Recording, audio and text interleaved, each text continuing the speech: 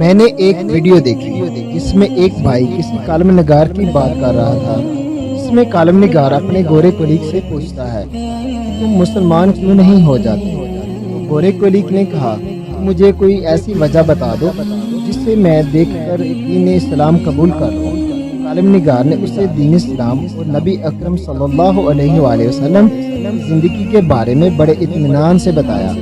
اس نے ان لوگوں کا حوالہ بھی دیا جو دوسرے مذہب چھوڑ کر مسلمان ہوئے تھے، اور یہ بھی بتایا مسلمان ہونے کے بعد نبی کریم صلی اللہ علیہ وسلم کی پیروی اور اللہ تعالیٰ کے حکم پر عمل کرنے کے بعد سیدھے بغیر حساب کے جنت میں داخل ہو جاؤ گے۔ وہ خاموشی سے اس کی بات سنتا رہا۔ جب وہ خاموش ہوا، گورا بولا میری کمپنی میں 2 درجن مسلمان ہیں، مجھے ان میں سے کسی ایک کا حوالہ دو جسے میں دیکھ کر اس کے سلوک سے متاثر ہو کر مسلمان ہو جاؤں۔ کالم نگار بولا میں اس کی یہ بات سن کر ہکا بکا رہ گیا اور اس کی طرف دیکھنے لگا۔ گورا بولا اگر تم سب مسلمان اخلاقی طور پر مل کر بھی میرے کسی ایک عیسائی ساتھی کا مقابلہ کر لو تو میں مسلمان ہو جاؤں گا۔ اور رکا، گہری سانس لی، مجھ سے پوچھا جی یہ بتاؤ، اور ساتھ یہ بھی پوچھا کیا تم مسلمان حلال کھاتے ہو؟ تم کالم نگار نے دل پر ہاتھ رکھ کر کہا الحمدللہ مسلمان حرام نہیں کھاتے، اور بولا ہماری بات چکن کی حد تک تو ٹھیک ہے، پر جہاں تک کام سے محبت، کمپنی سے وفاداری اور اعمال کا تعلق ہے میں نے کسی میں نہیں دیکھا۔ دفتر کا وقت 9 بجے، چھٹی کا وقت 5 بجے ہوتا ہے، تو مسلمان صبح دفتر 10 سے 15 منٹ لیٹ آتے ہو، چھٹی سے پہلے اپنا کام مکمل کیے بغیر دفتر سے چلے جاتے ہو، جبکہ میں روزانہ 9 بجے سے پہلے آتا ہوں، اپنا ٹیبل اور ڈیسک صاف کرتا ہوں، کوٹ لٹکاتا ہوں، سامان پورا کر کے لیپ ٹاپ آن کرتا ہوں، پوری 9 بجے اپنا کام شروع کر دیتا ہوں، چھٹی سے آدھا گھنٹہ بعد جاتا ہوں، 5:30 بجے اپنی چیزیں سمیٹتا ہوں، اپنا میز اور ڈیسک صاف کرتا ہوں، کرسیاں سیدھی کرتا ہوں، پردے سیٹ کرتا ہوں، لائٹ آف کرتا ہوں، دروازے لاک کرتا ہوں، 5:30 بجے نکلتا ہوں، تو جبکہ تم لوگ 4 بجے اپنا کام بند کر دیتے ہو، پورا 1 گھنٹہ پارک بیٹھ کر ٹائم گزارتے ہو، ٹیبل صاف کیے بغیر اور اپنی چیزیں سمیٹے بغیر نکل جاتے ہو۔ ہم یورپی لوگ اپنا باتھ روم خود ہی صاف کرتے ہیں، کمبوڈ تک صاف کر کر باہر نکلتے ہیں، دفتر کی لائٹس پائپ بند کر دیتے ہیں، پودوں کو پانی دیتے ہیں، اپنی پلیٹیں اٹھا کر دھوتے ہیں، جبکہ تم لوگ جھوٹے برتن میز پر ہی چھوڑ کر چلے جاتے ہو، دھو کر بھی نہیں جاتے، اگر دو بھی لو تو پانی سے سارا فرش گیلا کر جاتے ہو، سینک پر پاؤں دھوتے ہو، پورے واش روم کو گندا کر دیتے ہو۔ کہتے ہیں کہ میں نے تم میں سے کسی شخص کو تم میں سے کچھ بھی نہیں کرتے دیکھا۔ آپ کے لوگوں کے ڈیسک پر پورا دسترخوان ہوتا ہے، کوئی بھی چیز تقسیم سے نہیں ہوتی، آپ لوگوں کے لباس بھی صحیح استری نہیں ہوتے، آپ لوگ دوسروں کی طرف دیکھ کر مسکرانا بھی جرم سمجھتے ہو، کام لٹکانا آپ لوگوں کا کام ہے، کام کے درمیان گپے لگانا صرف آپ مسلمانوں کا ہی کام ہے، آپ لوگ کھانا بھی نہایت بدتمیزی سے کھاتے ہو، کھانا کھاتے وقت طرح طرح کی آوازیں نکالتے ہو، چائے بھی چھڑپ چھڑپ کر پیتے ہو۔ ہم یورپی لوگ کسی کے پیٹھ کے پیچھے کوئی غیبت نہیں کرتے، اور تم لوگ سامنے ہی ایک دوسرے کے نقص نکالتے رہتے ہو۔ ہم کسی بھی ادویات اور کھانے پینے کے اشیاء میں ملاوٹ نہیں کرتے۔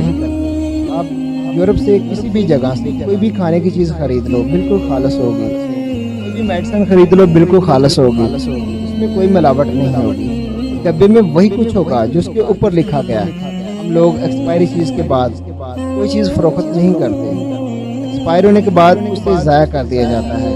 یورپ میں خوراک اور ادویات کا جعلی ہونے کا تصور بھی نہیں کیا جا سکتا، جبکہ آپ کے معاشرے میں صدر ہو یا امام کعبہ اسے بھی خوراک اور ادویات خالص نہیں ملتی۔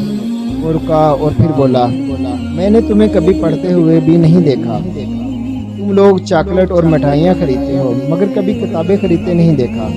کتاب سے یہ دوری میرے لیے حیران کن ہے، مرغی ہو یا گائے ہو، ذبح خانے میں نہ ہی اس کا خون نظر آتا ہے اور نہ ہی اس کی اوجڑی، جبکہ تم لوگ بازاروں اور گھروں میں جانور ذبح کرتے ہو، اسے بازاروں اور نالیوں میں تڑپنے کے لیے چھوڑ دیتے ہو، آخر میں اس کی علائشیں چوکوں اور گلیوں میں پھینک کر چلے جاتے ہو، اسے کتے، چیلے، گدیں نوچتی رہتی ہیں۔ اگر تمہارے تندور اور کساب کی دکانوں پر چلے جائیں تو وہاں مکھیاں اور کاکروچ ویلکم کرتے نظر آئیں گے، اس کے اوپر بیماری پھیلانے کا کام کرتے ہیں۔ تم اپنے مولوی حضرات کو ہی دیکھ لو، ان کا حلیہ اور لباس کتنا گندا، پیٹ حدیں کراس کرتا نظر آئے گا۔ بات یہ ہے کہ جو شخص اپنے 6 فٹ کے قد پر اسلام نافذ نہیں کر سکتا، سے مجھے کتنا ایمان مل سکتا ہے؟ تو آخر بات، کیا تمہارے معاشرے میں بچے اور عورتیں جانور محفوظ ہیں؟ مسلمان ملک میں 10% عورتیں بے خوف ہو کر گھروں سے نہیں نکل سکتی۔ تم لوگ بچوں پر ظلم اور تشدد کرتے ہو، یہاں تک کہ جانوروں کو ڈنڈا مارنا فرض سمجھتے ہو۔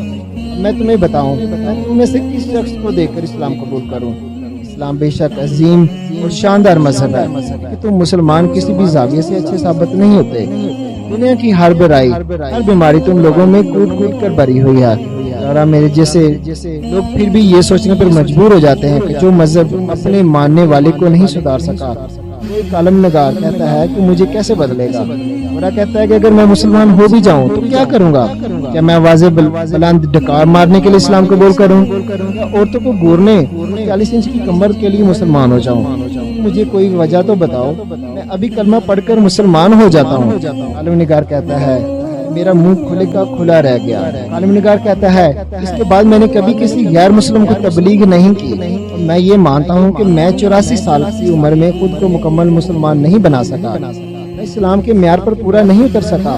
سوال یہ ہے گورے نے کون سی بات غلط کی تھی؟ کہ میں آپ سے پوچھ رہا ہوں، کیا ہم مسلمان ایسے ہی ہیں جیسا گورے نے کہا؟ کیا جو گورے نے کہا وہ ساری خصلتیں ہم مسلمانوں میں پائی جاتی ہیں؟ کیا وہ ساری برائیاں بیماریاں ہم مسلمانوں میں ہیں؟ کیا ہم سب مسلمان حرام کھاتے ہیں؟ کہ میں اپنے مسلمانوں بھائیوں تم سے پوچھ رہا ہوں، مجھے آپ کے جواب کا انتظار رہے گا۔ تعلیم، صحت، صفائی میں پاکستان یا دوسرے اسلامی ملک سب سے پیچھے ہیں۔ کسی دکاندار کے پاس جاؤ، کام کروانے کے لیے چلے جاؤ، جھوٹ کے بغیر آپ سے بات نہیں کرتا۔ کسی ڈاکٹر کے پاس چلے جاؤ، نہ بھی کوئی بیماری ہو، ہزاروں روپیہ سے ٹیسٹوں پر لگوا دے گا، پیسوں کے بغیر مشورہ تک بھی نہیں ملے گا۔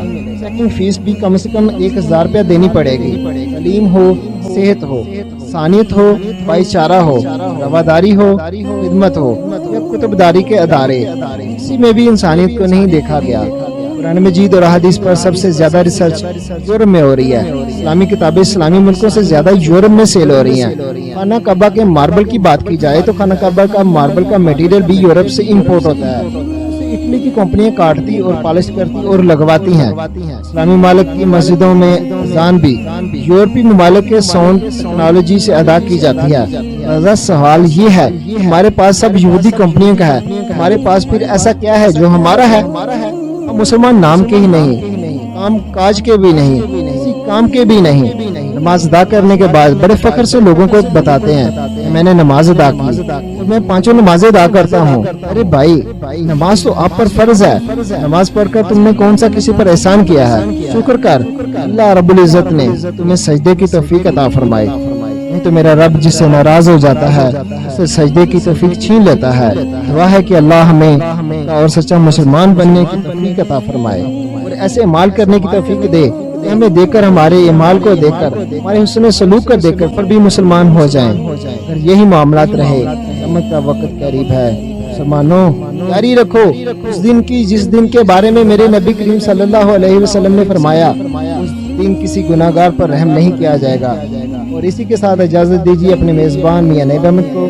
خدا حافظ۔